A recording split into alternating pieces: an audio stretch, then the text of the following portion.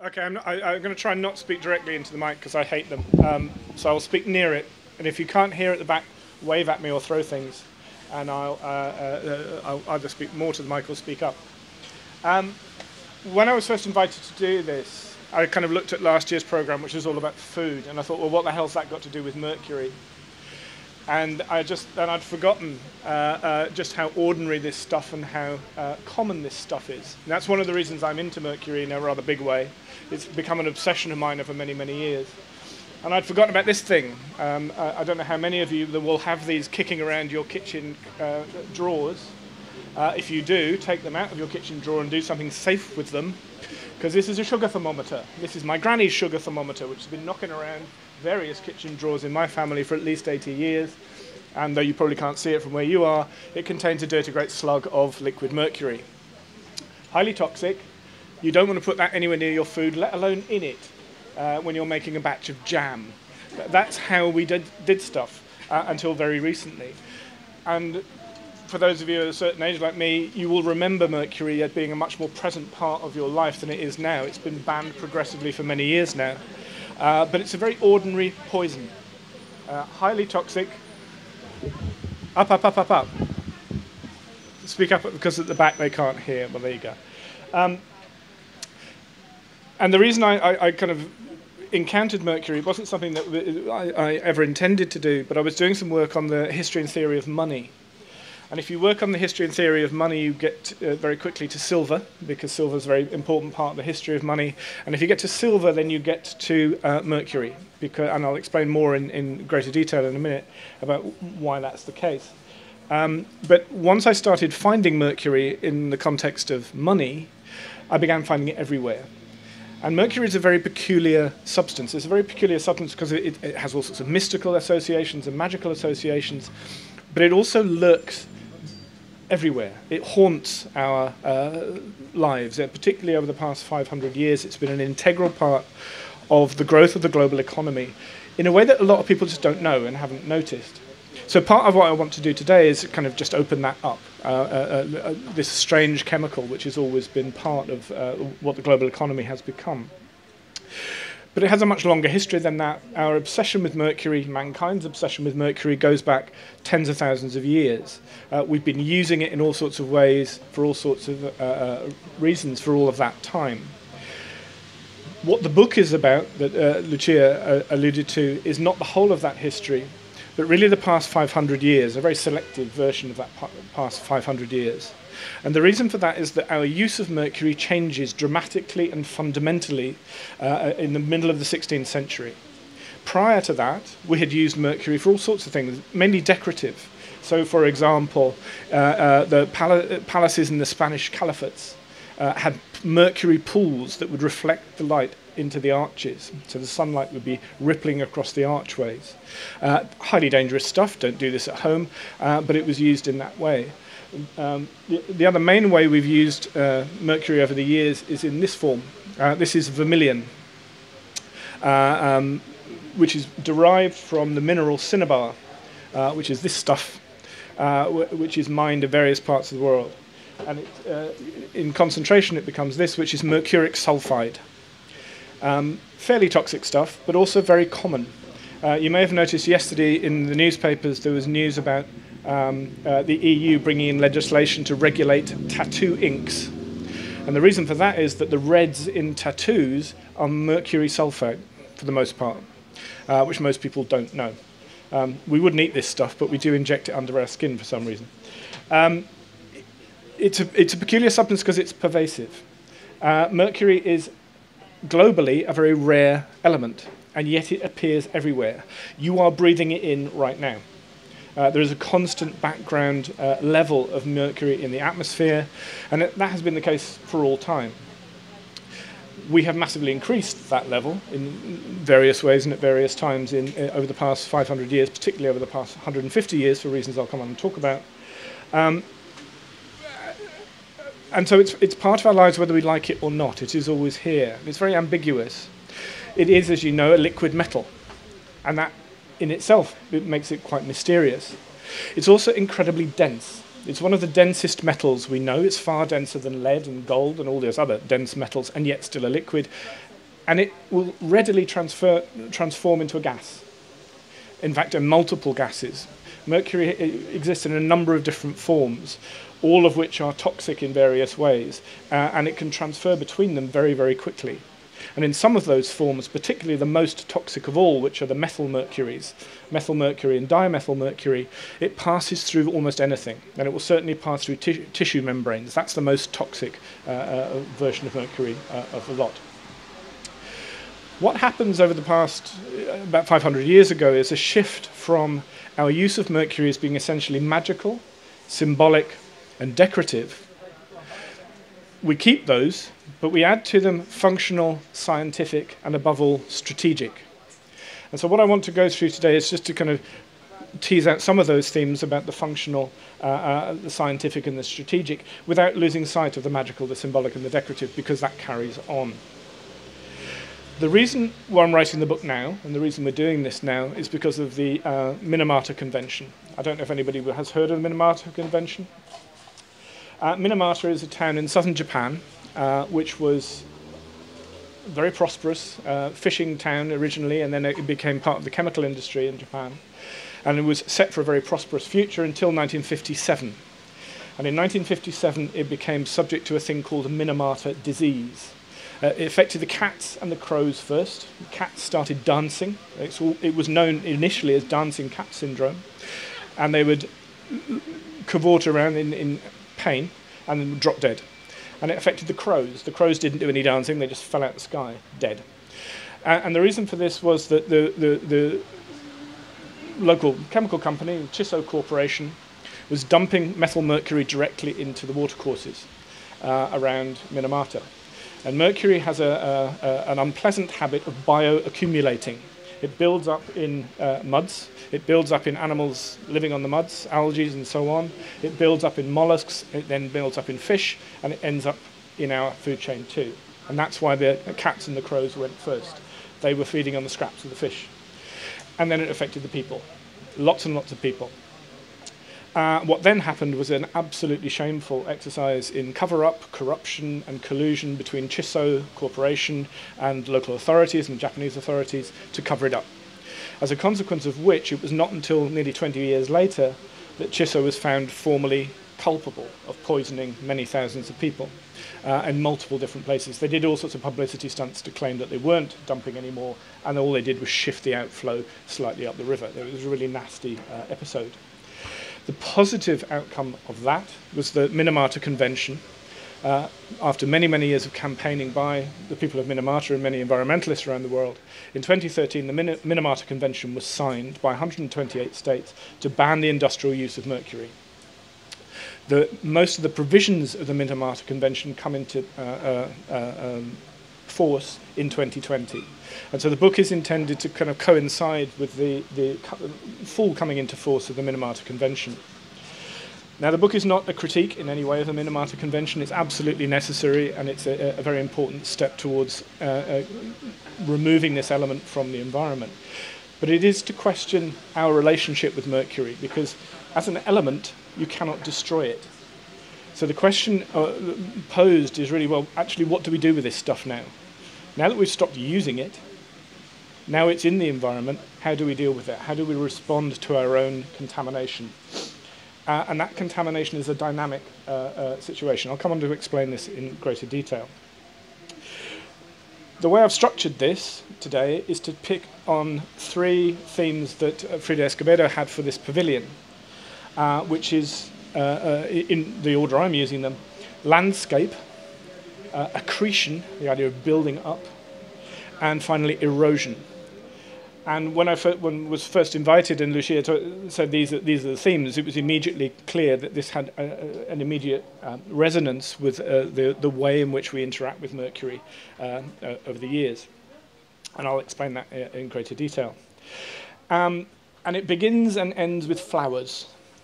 Flowers, bizarrely, are very important to this story. So I'm going to begin and end with flowers. By the way, the shaved ice thing alludes to one of the flowers we'll be meeting in a few minutes' time, which are the frost flowers in the Arctic. I'll explain in much greater detail what those are. So there is a direct resonance to this.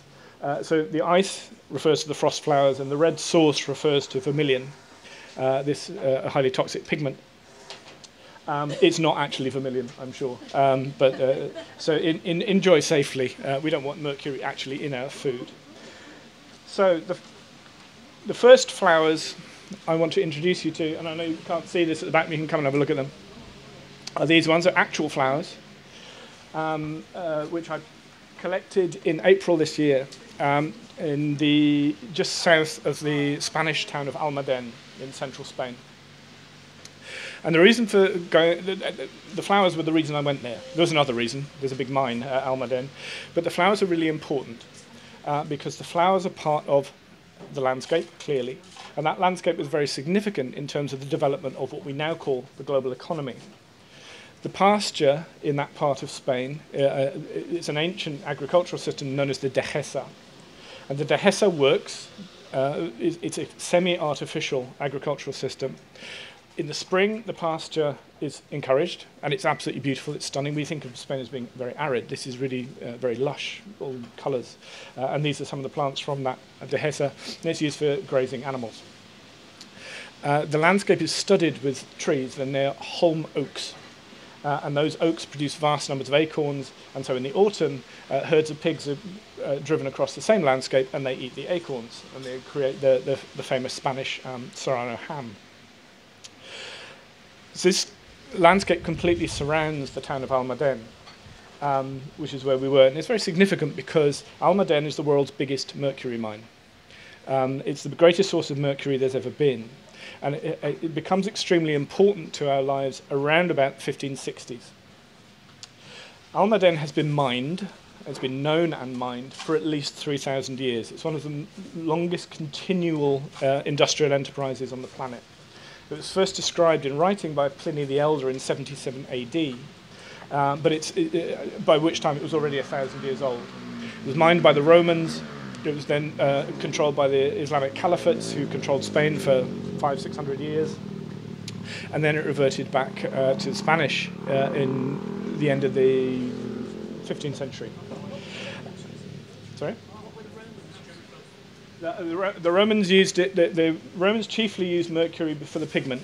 The red stripe and senatorial robes was vermilion, and they used to paint their faces with it during triumphal processions. It was strictly controlled by Rome. You were not allowed to use this stuff unless you were a high Hegian in the Roman authorities, and it was sacred and carefully controlled. The reason that the mid-16th century is very important is because of Potosi. Does everyone know what Potosi was? Some do, most don't. Potosi is a peak in the high Andes in what is now Bolivia, which had been known to local Quechua Indians for many, many years, but was discovered by the Spanish conquistador in 1545. And what they discovered was a mountain essentially of silver. It's the richest silver lode that has ever been discovered on Earth. So rich was the ore that you had veins of metallic silver snaking up the side of the mountain. And not very surprisingly, the Spanish got quite excited by this and descended like locusts, declared Potosi, which at that time was nothing, to be a royal Spanish city, and founded a city on the site in 1545. That city grew over the next 20 years into one of the biggest cities on Earth and stayed that way for about 300 years. A single industrial city high up in the arid Andes. But by the 1560s, they were hitting problems because the richest ores, which could be smelted using local grass and llama dung, of all things, and tiny furnaces, wind-driven furnaces on the hillsides, that rich ore was worked out. And the Spanish faced a crisis. They rather liked the idea of this tide of silver crossing the Atlantic and capitalizing their economy, and so its running out was a bit of a problem. What then happened was a magical little bit of chemistry. A new viceroy was sent out to what is now Bolivia, it was Peru at the time, to revivify this huge mine at Potosi. And he brought with him some mercury. And he brought with him mercury because it was known that mercury, this was kind of general knowledge amongst miners and metallurgists at the time. It was not written down, but it was kind of working knowledge, that mercury dissolves metals. And what he then set his miners in Potosi to do was to see whether it could dissolve the metal from the ore. And what they developed, it wasn't quite invented because it had existed before. What they then imported into the mines in Bolivia was what's called the amalgam process, or the patio process. So quite an involved process, but it involves getting silver ore, crushing it, mixing it with mercury, salt, iron pyrites and water, and treading on it for a long time. And once you've treaded on it for a long time, the mercury absorbs the silver out of the ore completely. You can then wash away the grit, and I won't go into the detail, but you can extract the silver from the mercury alloy that you've created. And this transforms the Spanish economy. Until that time, they'd been extracting a lot of silver from Spain. After that, the quantity of silver coming out of Latin America just goes through the roof. Absolutely staggering quantities of silver are now imported into Europe. And this is very important because it capitalizes the European economy at an absolutely vital moment. This is the point at which we've just invented double-entry bookkeeping and the technologies of finance, which are codified in 1485 by Luca Pacioli in Venice. And so capitalizing the metal economy alongside the virtual finance economy allows the European economy to boom in a way that it probably could not have done otherwise. And so the economy is catalyzed by mercury. Now in the 1560s, the only source of that mercury was Almaden in Spain, which is roughly there. And there was another mine in Idria, in what is now Slovenia, which is there, which opened in 1493. And those were the only sources of mercury known to the miners of Potosi, which is about here. And so you had to get the mercury from Europe to the Americas. And that's where the flowers come in.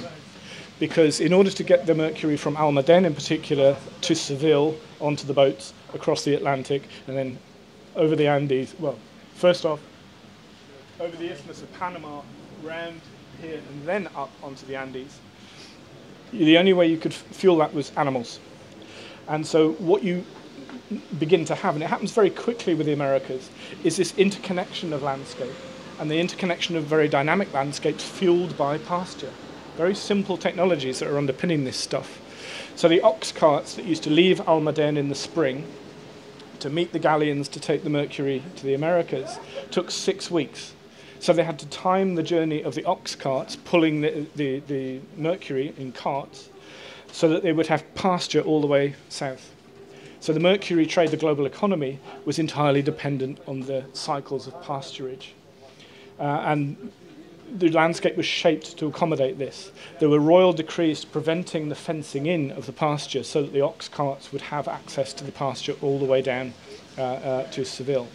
And by the time they got there, most of the pasture was gone and would have been burnt to a crisp anyway by the Spanish summer.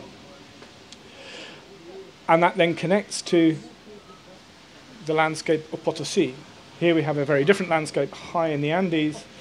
When the mercury landed at the port of Arica, which is in Peru, it had to be loaded onto llama, trains of llama that then carried it up onto Potosi. And you would have trains of 1,500 llama, each carrying bags of mercury on their backs up onto the Andes. Llama, it turns out, are not very robust creatures. They dehydrate very quickly. So you'd have another 1,500 llama behind for when the first lot died, which they did all the time. Incredibly brutal trade, and it had an enormous impact on local landscapes as well as connecting them. At Almaden, for example, there was extensive deforestation because the mines needed pit props and they needed wood for the carts and they needed wood for the fuel for the furnaces in the mines. At this time, in the mid-16th century, all we knew about mercury was that it ate metals. We didn't know that it didn't eat iron. That's the only metal it won't consume. And so it was transported in goatskin bags. Now, I don't know if you've ever handled mercury. It's not the most well-behaved of substances. So putting it in a goatskin bag, 36 kilos at a time, and then sealing that in barrels and sealing the barrels in boxes and hoping it won't leak is a bit of an optimistic enterprise. And of course it leaked prodigiously all over the place. So as this mercury moves, it contaminates the landscapes through which it moves. Peculiarly, there's relatively little contamination at Almaden itself, even to this day. But there is heavy contamination by the time it gets to the other end. The way the mercury was used at Potosi was absolutely profligate. Open air, washed into the rivers everywhere. So lots and lots of contamination still in Potosi several hundred years later. And I just wanted to get across that notion of this highly brutal, consuming, dynamic landscape that this produced. It transformed the landscape between these two places, and it became known as the Camino Real, the Royal Road, which linked the two. It's now a World Heritage Site. Almaden and Idria are part of the World Heritage Site. The original idea of the World Heritage Site was to actually connect those two all the way to Potosi. That didn't prove practical. Now, this situation would have continued as it was, but for the discovery of another source of mercury, the third big one, at Huancavelica, which is near Peru. And they were very fortunate for the Spanish authorities. They found it there because it made it much easier to transport the mercury from Huancavelica to Potosi than it did all the way from Spain. The mercury still flowed from Spain, but it went to Mexico for the most part. And occasionally it would go to Potosi because the management of all this stuff in a world which is pre-steel, pre-electricity, pre-oil, pre-telecommunications, in other words, pre-all the stuff we take for granted is logistics, did not exist. So it's quite an extraordinary feat of human ingenuity to have been able to create this network in the first place, despite the damage it did to everybody and everything around. So the impact of this is huge, both in human terms and in ecological terms, and continues to be so. Where am I?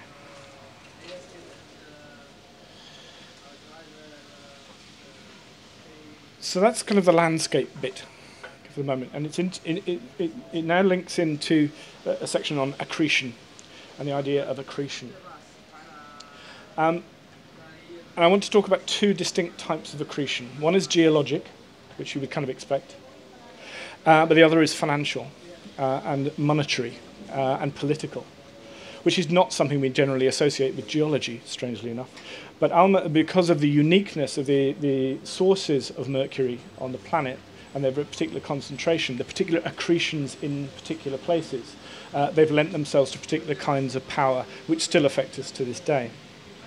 To start with the geologic accretion, because it's actually very important to the second one, Almaden is regarded by geologists as a global anomaly.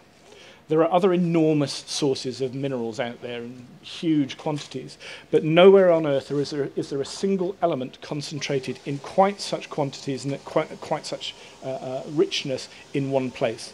Almaden has produced, it is reckoned, over the past 500 years, around about 250,000 tons of liquid mercury. That is a quarter of all the mercury known to have been mined over the past 500 years, roughly 1 million tons all told. And there is still, although the mine is now shut down, there is still a considerable quantity of mercury in the mine at Almaden. It's simply not mined anymore because it's been closed. The accretion of mercury at Almaden happened because of geological accident. Originally, it was a shallow sea, and under that shallow sea accumulated black shales, which you get all over the world. You get black shales in various parts of the world. Shale gas in Canada, for example, comes from black shales that accumulated in the sea in what is now Canada. But that at Almaden, what is now Almaden, accumulated under this sea over millions of years and was then subject to volcanic eruptions. Several volcanic eruptions happened about 400 million years ago and transformed the black shales into this stuff. This is from Almaden, this is from the mine, and the grey stuff is, what is it? It'll come back to me tomorrow morning at 4 o'clock in the morning. But you can see the pink on the surface is cinnabar. And cinnabar is mercuric sulfide.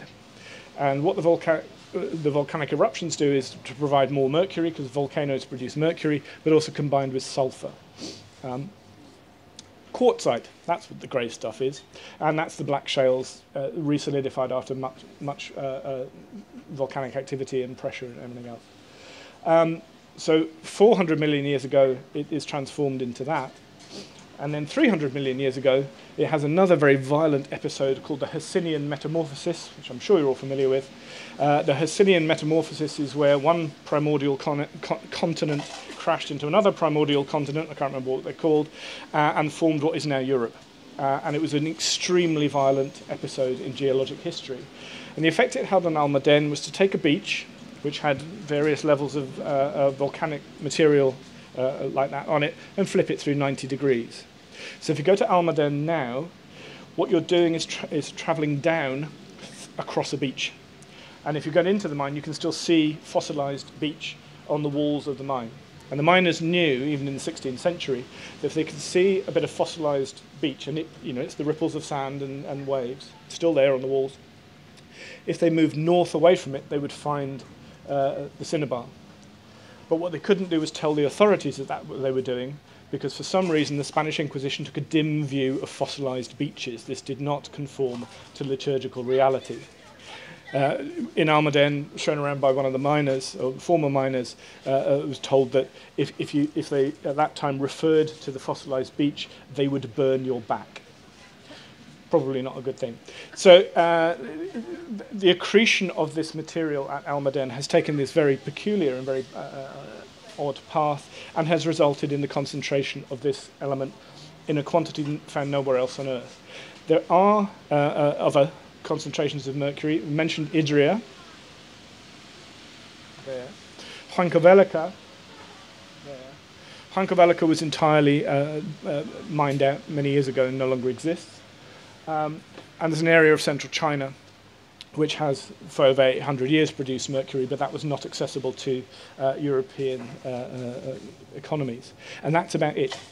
There are other mines, but they're much smaller and they have far less richness than did Almaden. And that's significant because of what Almaden then becomes.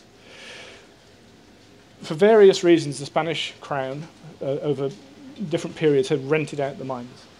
And usually when they were fighting a war or trying to grab the Holy Roman Empire, which they did a bit, they would lease out the mines and the revenues from the mines. And this had a dramatic impact not on the mining industry, that did that too, but on the financial industry. And there are two distinct periods that I will talk about. One is the 16th century, from around about 1524 for roughly a century, and then 300 years later, from 1824 to about 1921.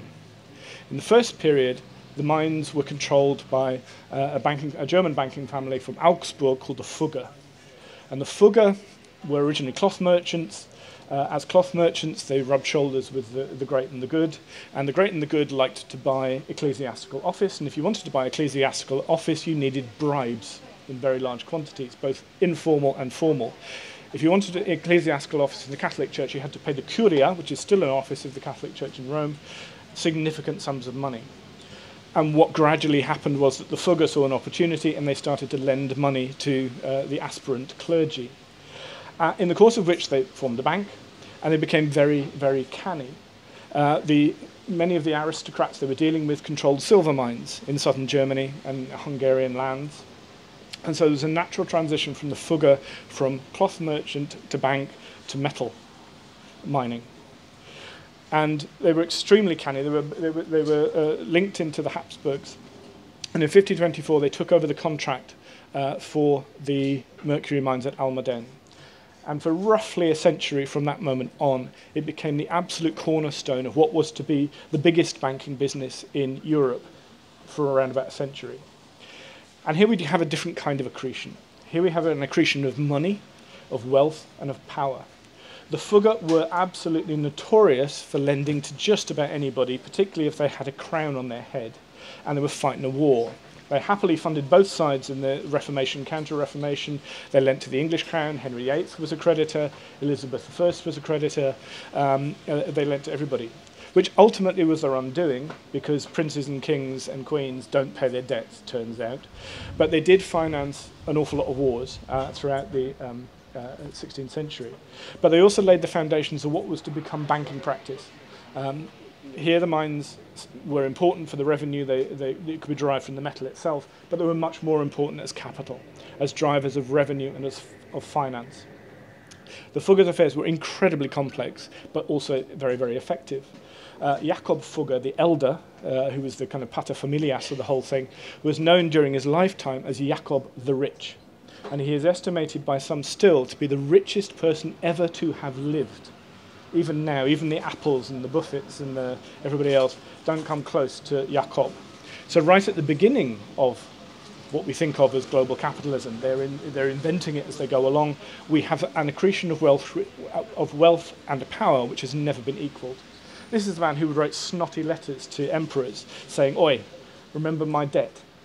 There are many examples of this. So the Fugger kind of laid the foundations of it. They didn't survive very long for the simple reason that Jacob died and his successors were not nearly as canny as he was, and also these princes and kings didn't pay their debts. But the second period of interest here, I mean, the mines at that point revert back to the Spanish crown and are worked for many years by a combination of convict and slave labour. So there's another whole story there that I'm not going to go into. But the next period where it matters to banking practice is from 1824, when the Rothschilds take over exactly the same contract. The Rothschilds are already becoming an incredibly important power in European economics and banking and politics. They're very active in Spain. They've supported Wellington campaigns in Spain to drive out Napoleon. And they see in Almaden the same opportunity that the Fugger did. And so exactly 300 years later, they pull the same trick. They bribe everybody. That's how you did stuff in those days. It wasn't unusual. And they built an enormous power base around the mines at Almaden, using this asset again to finance other loans and other aspects of their business. And the Rothschilds were even cannier than that, because the Paris office controlled Almaden and the Vienna office controlled Idria. So they had a near monopoly, and it was a near monopoly of mercury production at a time when this industrial chemical was becoming very, very important throughout the world. So throughout the 19th century, you have a proliferation of technological uses of mercury. The global economy absolutely requires this stuff, and one family controlling the entire world supply. Now that only lasts to 1847, because a new mine is found at what is called New Almaden, just to confuse everybody, in California. But even though the Rothschilds lose the monopoly, they have such a hold over the world market, because they have such huge reserves of mercury, they effectively continue to control the market right up until the 1920s. And the importance of this is, again, about the accretion of wealth and power. Not so much about the metal itself and about its geological functions or its chemical functions, but the ability of banks to use that monopoly power to manipulate markets, to manipulate the global economy in ways that we perhaps underestimate and perhaps we don't understand, but have been tremendously important in shaping what is now the global economy. And just as an aside, we're beginning to see similar patterns emerging with other banking families cornering different elements. If you watch what happens to the lithium market in particular over the next few years, you will see banks wiring into that to try and pull off exactly the same trick. Lithium is what powers your phone and will ultimately power your car. And by no small irony, the biggest source of lithium is about 20 miles from Potosi, but I won't go into that now. All that accretion allows different kinds of accretion. So I'm kind of moving on to erosion, but I want to think about accretion for a bit longer. And the reason I brought the map, apart from the fact that it's a fantastic map, is because it demonstrates very graphically what that financial power starts to unleash. I love this map because it's very partial. It shows almost nothing about what I want it to show, which is why it's so important. It's a map of the British imperial trade in 1936, only above a certain tonnage. And this is the British shipping. So it's not French, it's not German, not American, just the British Empire shipping. And you can see these little black dots are individual ships over 10,000 tons, beetling up and down, carrying stuff all over the place. So there's an accretion there just in terms of power. And Mercury figures in this story in two distinct ways, one of which is directly important to what I'll come talk about one of which is less directly important but interesting, I hope. One of the reasons I wanted to put this up here was because all of these ships were burning coal. It was known that diesel oil was a more thermally efficient fuel. It had been since the 1870s. But still by 1936, most of these ships were burning coal. And that's partly just a strategic decision by the British, because they controlled the coal and they didn't control the oil. And so for strategic reasons and for reasons of cost, we kept burning coal far longer than economically or politically we needed to. So this network of imperial trade was supported by coaling stations, which were set up all over the British Empire and which allowed ships to travel all over the place. Maritime steam engines only came into existence in the early 19th century and didn't really take off until fully until about the 1850s. Until then, they were an adjunct to sail, and they were used in inland waters and just for short distances. But as the technology increased and as the cargoes increased and as the empires grew, the need for bigger, faster, longer ships demanded this technology be improved. And the final clincher was the opening of the Suez Canal in the 1870s, because you simply can't sail down the Suez Canal. You can only steam down it. And so to take advantage of the shorter, massively shorter distances, you're not having to go all the way around, you're just going there, for imperial trade, all shipping becomes coal-fired around about the 1870s. And that's significant because coal contains mercury, significant quantities of mercury. And as you burn it, it goes up into the atmosphere. And one of the reasons that we are breathing it today is because we had 150 years of coal burning starting around the 1870s. There's another way in which mercury participates in this particular picture, and it's a rather unexpected one. In 1821, a chap called Fresnel invents a revolutionary lighthouse lamp. Lighthouses have been known since the 16th century, but were fairly crap. Basically, they were either piles of burning timber or piles of coal, and you couldn't project light over any distance. What Fresnel's lamp allows you to do is to project a light 20 miles out to sea. And the spread of lighthouse technology from the 1820s all the way through enables this shipping, makes it safer for cargoes, but people too, but we weren't so interested in them. But there's a problem. The lightest Fresnel lamp weighs 8 tons in 1821. And if you imagine sticking 8 tons of glass and steel on top of a tower in the middle of nowhere and trying to rotate it, you have a problem. Now, the way they got round that was to rotate it on what was called a chariot wheel bearing.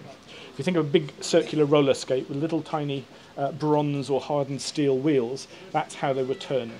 So these massive lamps would be sat on these roller skate type affairs and turned, because the lighthouse is no use unless it turns, because you only got one spot of light. You have to turn them to make them functional. Because of the rise of shipping, and because of the rise in the scale of shipping, the size of the ships, the lamps have to get bigger because they have to project further and project more. And there comes a point where this bearing no longer will carry the weight of a lighthouse lamp. The later Fresnel lamps, by the time you get to the 1890s, are weighing in around 14 to 15 tons. And the way you float that was, in fact, the way you deal with that was in fact invented by Fresnel himself in the 1820s, but was only put into practice in the 1890s. That's a thing called the Mercury float bearing. If you imagine a kind of a circular tube, a big circular tube, you cut the top off it and straighten the sides and fill it with mercury, you can float your 15-ton lamp on that quite happily. Mercury doesn't interact with iron. So if you mount your lamp on a circular disc that fits inside that torus, that circular tube, you can turn your lamp with a finger, because there's no friction at all, because of the particular qualities of mercury as a liquid. And so we have the irony that the lighthouse network, or thousands of them up and down the coast, the lights are driven by clockwork. Because once you've got your lamp moving on its mercury bearing, the only thing you need to move it is clockwork. And so this minuscule engineering force is driving this. So the global economy is being driven by mercury in a number of different ways. that's kind of an aside, but it wasn't so great for lighthouse keepers because they all got mercury poisoning. What's really important about this is the atmospheric mercury that's released and what happens to it.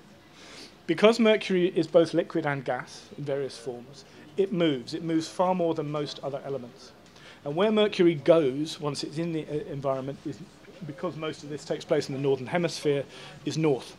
And it goes north partly because of sea currents, the Gulf Stream and so on, but also because of convection currents in the air and carry it all north. And so all these ships are pumping out smoke, and that smoke contains mercury, and it's all traveling north. And we've known about this for a long time. We've known about the what's called the global mercury cycle for a long time, and it hasn't been a problem until recently.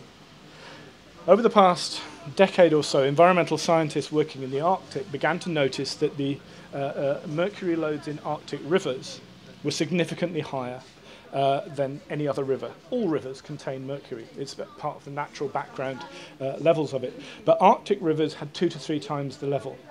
And this was inexplicable because there was no local source of mercury. There are a couple of volcanoes around and about, but nothing enough to explain this.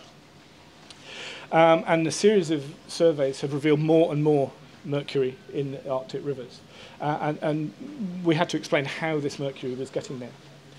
Now, we know how mercury gets from the air to the ground, the Arctic, and it's a kind of magical process, and it's linked to your shaved ice.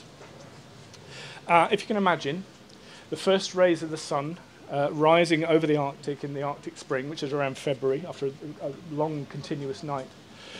What the sunlight falls on is not ice, necessarily, but meadows. And they are meadows of what are known as frost flowers. Because of a particular meteorological conditions at that time of year, the air temperature in the Arctic, just above the sea, is much, much colder than the sea itself. So it's about 20 degrees lower. The sea is roughly -1, -2 degrees. The air above it is -20. And this causes ice crystals to form at the surface of the sea as it starts to freeze. And the crystals form these things called frost flowers, and they emerge out of the surface of the sea, thousands of them. They're known as sea meadows. And they're about that size, and they don't look like this, obviously. They look like hoarfrost, a bit like shaved ice. And they gradually grow up through the surface of the water. And they're predominantly made of water ice. And that's important because as the surface freezes, brine, super salty brine, is driven to the surface of the ice in a skim.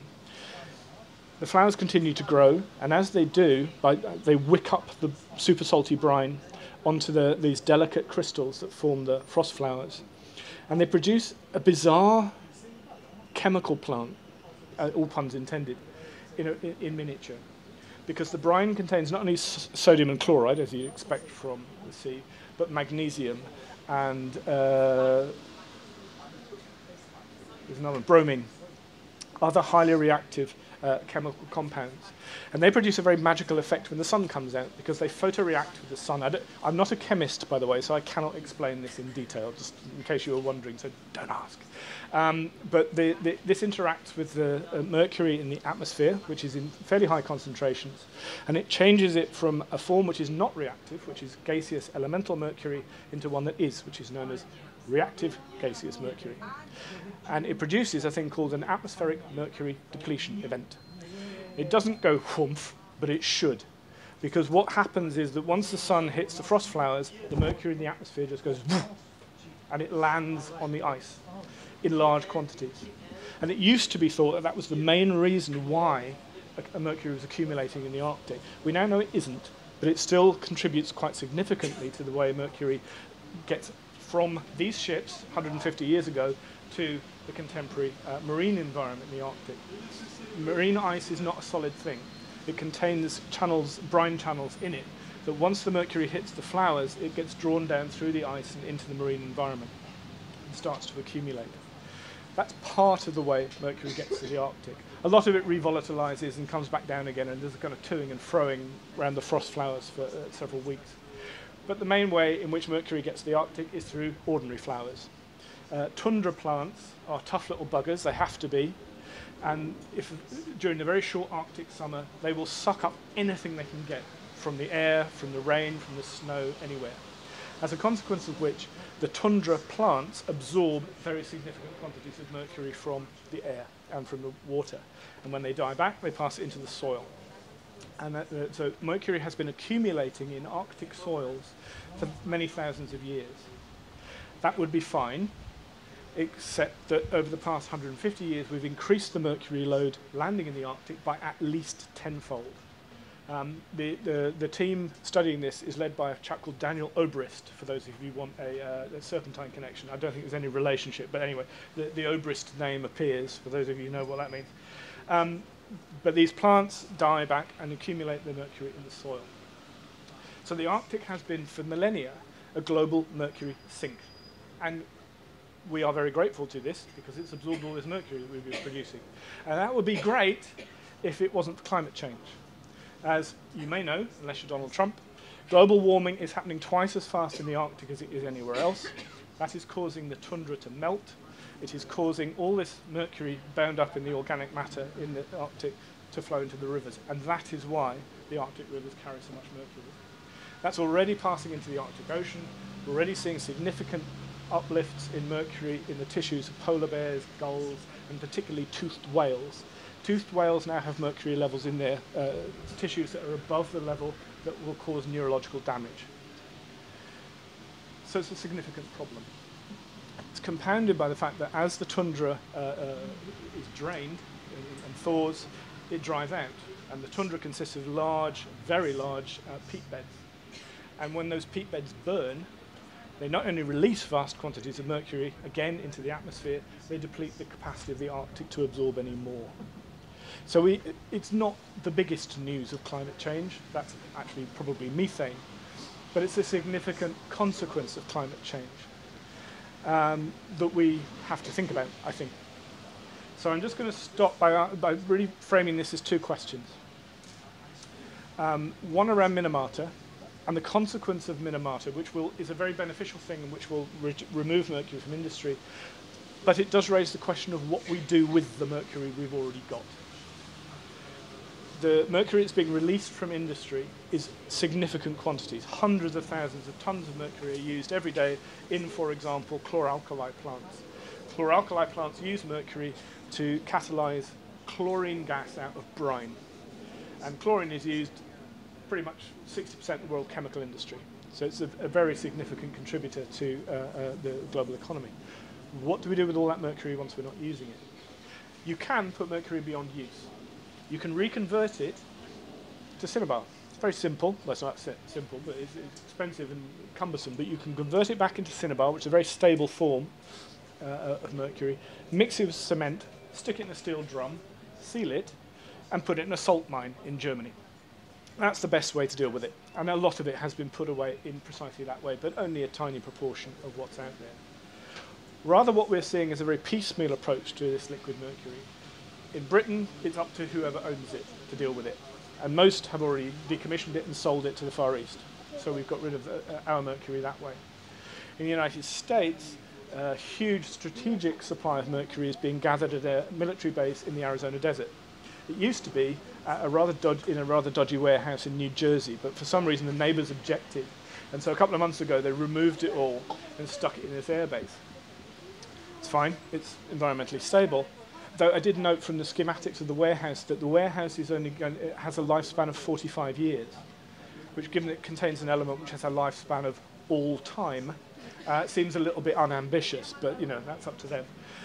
The question is, why are we keeping all this stuff? If we've banned it, we've all signed the Minamata Accord, why are we keeping liquid mercury in tens of thousands of tons in warehouses in Arizona? The answer is probably to do with the strategic military applications of mercury. I won't go into detail about those, but it's significant to the nuclear industry and the nuclear weapons industry.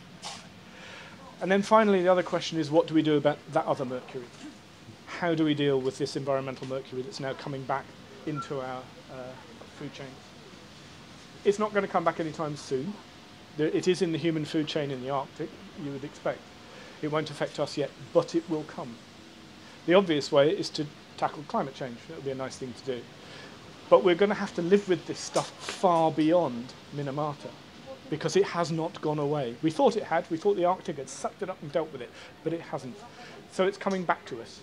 And it's something I think we need to think about. And I'll stop there.